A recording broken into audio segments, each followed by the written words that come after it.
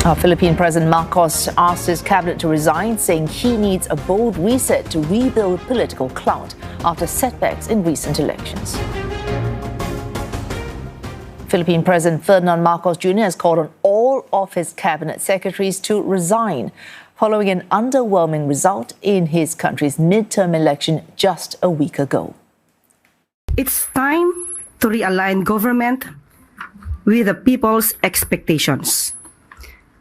President Ferdinand R. Marcos Jr. has called for the courtesy resignation of all cabinet secretaries in a decisive move to recalibrate his administration following the results of the recent elections.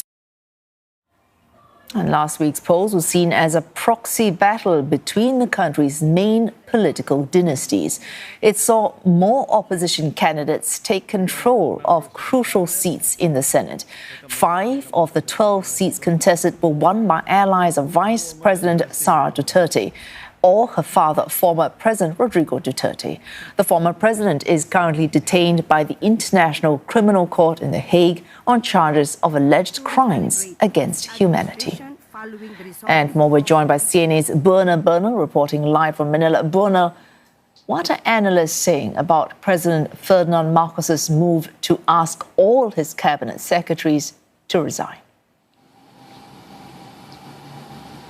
I spoke with Filipino analysts Aris Arugay and Maria Ella Atienza, both professors at the University of the Philippines Department of Political Science. And Mr. Arugay says this does show that President Marcos is taking his performance in the final 3 years of his single 6-year term seriously, although it can also show that he has a poor assessment of the performance of his cabinet secretaries because it is a blanket rather than a selective call for resignation.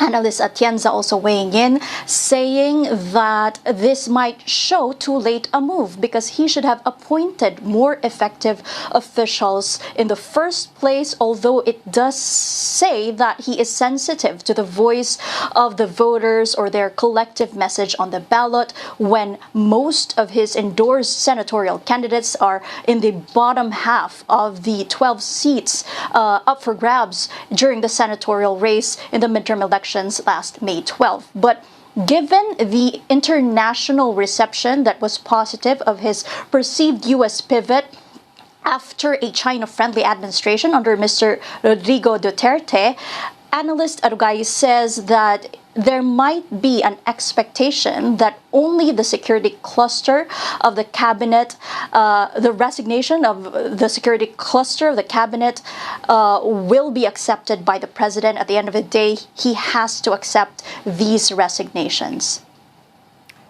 This move, a president asking cabinet secretaries, all of them no less, to resign, has this happened in the past? We look back to the 2007 midterm elections under an unpopular president, Gloria Macapagal Arroyo, and during that time, she did issue a memorandum circular asking for the resignation of government appointees at that time. And at that time, her top economic managers offered or handed courtesy resignations following a poor showing of the senatorial candidates she backed during that midterm poll. So the difference here is this. Mrs. Arroyo had 28% approval ratings prior to her midterms. Mr. Marcos had an even lower approval rating at 25% according to polling firm Pulse Asia prior to May 12. So the question here is, will this move gain back trust and approval of the Filipino public? Oh, thanks to that. CNA's Buena Bernal there reporting live from Manila.